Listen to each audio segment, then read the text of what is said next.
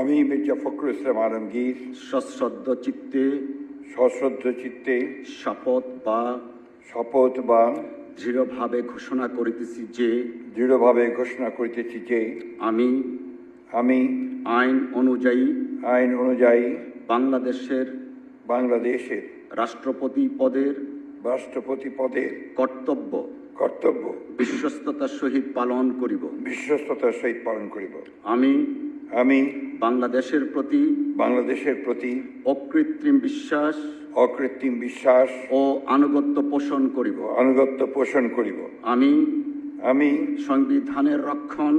সংবিধানের রক্ষণ সমর্থন ও নিরাপত্তা বিধান করিব এবং আমি ভীতি বা অনুগ্রহ অনুরাগ বা বিরাগের বশবর্তী না হইয়া সকলের প্রতি আইন অনুযায়ী যথাবিহিত আচরণ করিব।